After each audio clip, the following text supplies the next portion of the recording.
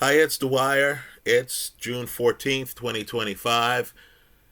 These are comments after Game 4 of the NBA Finals, which took place yesterday. Um, Remember, the opinion you should follow should be your own.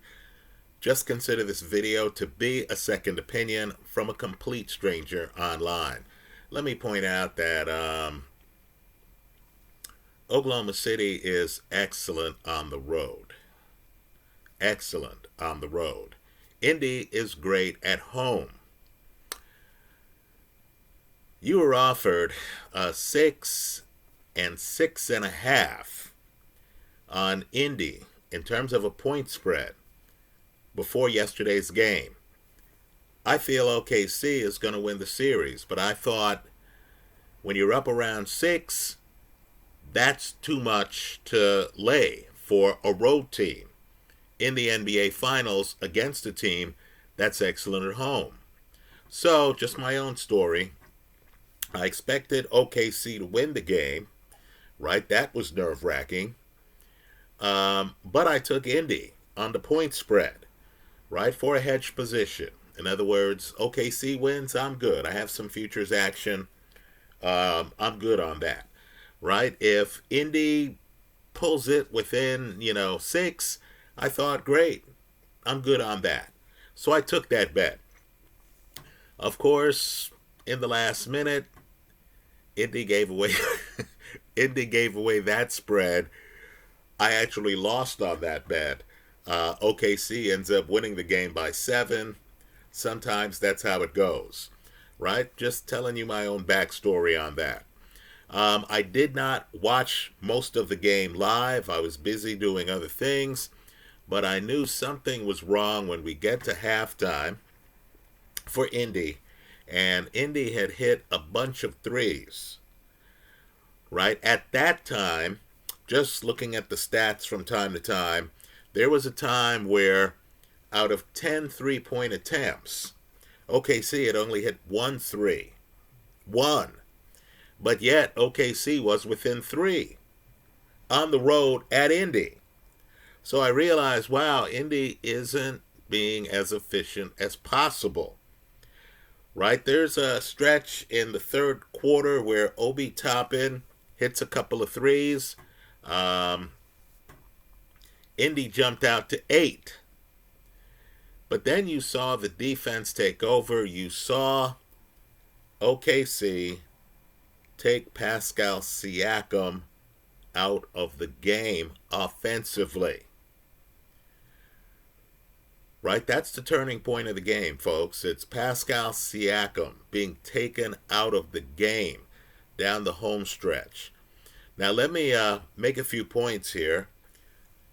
Nobody is home free in this NBA Finals, right? Indy has already shown you that they can win in OKC, right? As good as Shea and Jalen looked yesterday, just understand, looks are deceiving.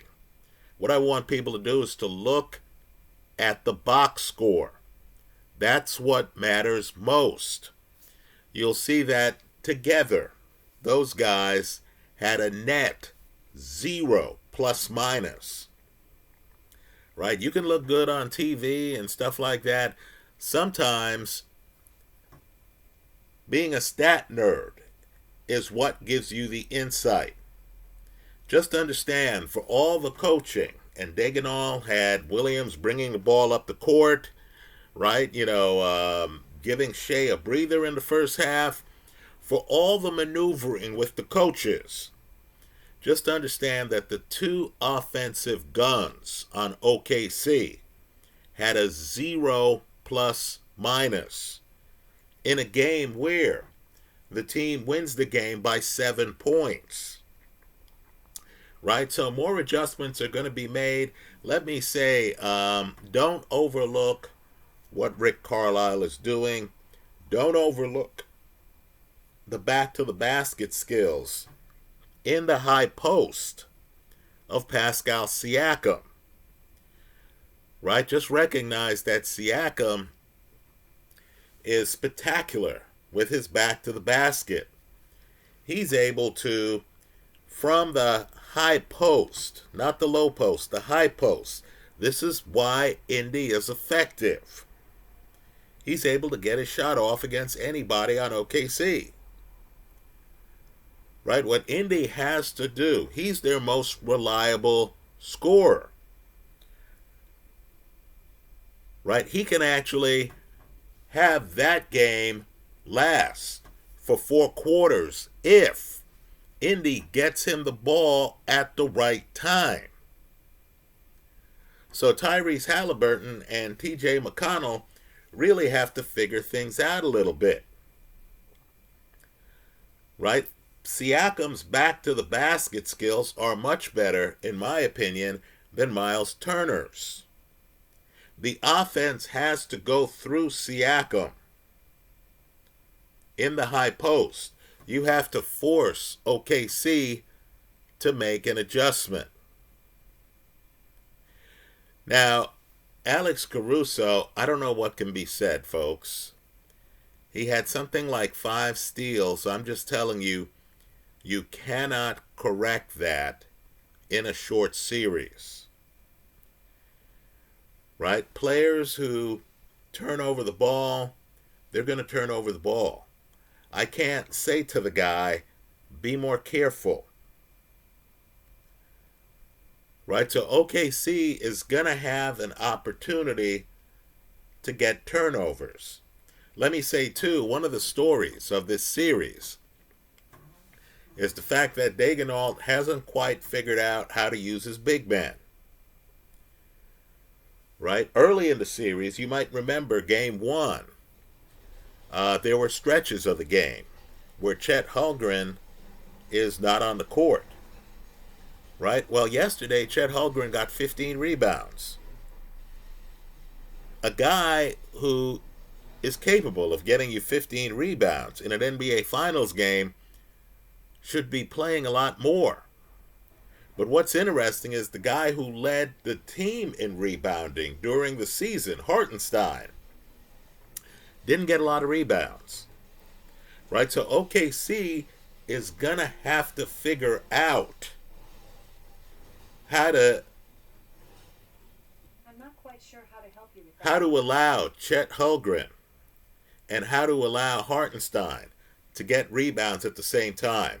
Let me say, too, and I know it's counterintuitive. You're watching the telecast. Shea, Jalen look tremendous. The truth is that Jalen Williams is one of the league's most underrated players. Right? This is not a Shea and company situation. Understand, Jalen Williams can carry the team. Right? We have to figure out, what's harder? Is it being the Jordan figure or is it being the Scottie Pippen figure? Right? Is it being Jerry Lewis or is it being the straight man, Dean Martin? Right? Well, OKC has a straight man. It's Jalen Williams. But I will say, Jalen bringing the ball up the court depressed OKC's assists a little bit, didn't it?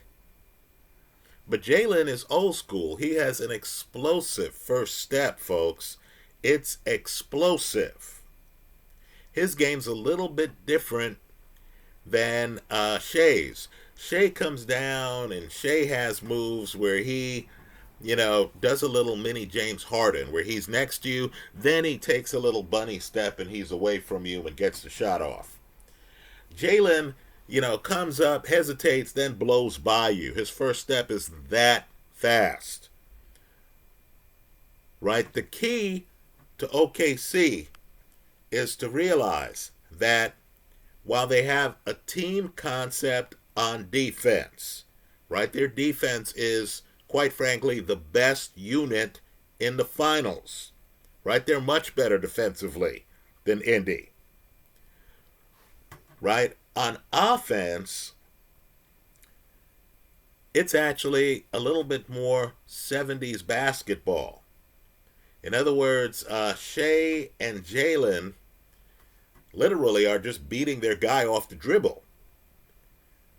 right? It doesn't feel to me like I'm watching Golden State, where Steph Curry is running behind pick after pick, right? This is, we'll call it Mark Jackson basketball, where, Shea has the ball and everyone looks at him and says, what's Shea going to do?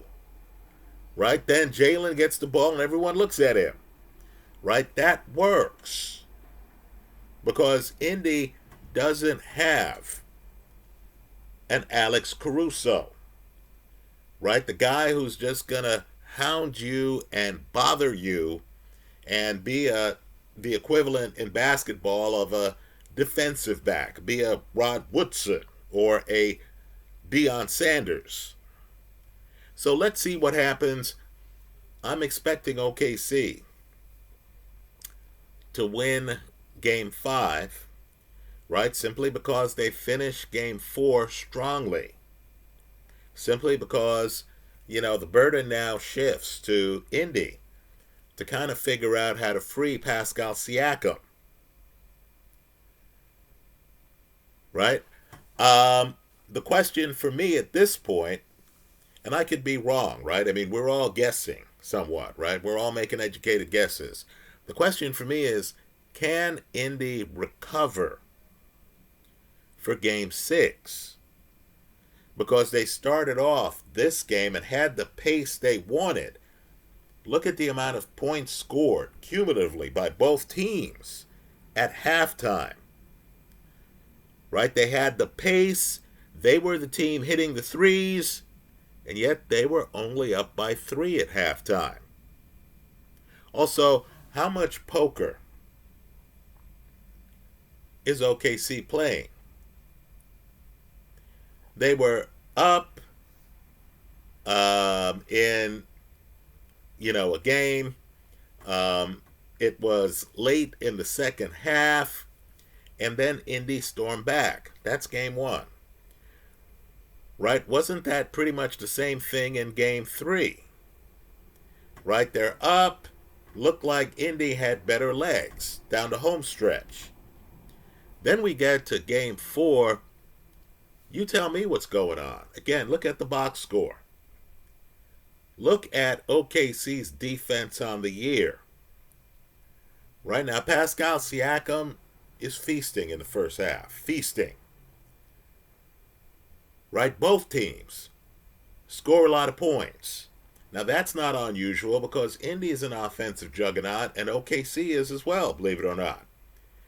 Right? But where it gets strange is you're saying, wow, is Indy able to do this against OKC's defense?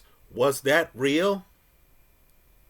You get to the fourth quarter, entering the fourth quarter, OKC's down, and then suddenly, on demand, as if they knew they blew 2 games down the home stretch, on demand, by design, OKC's defense just stops Pascal Siakam, stops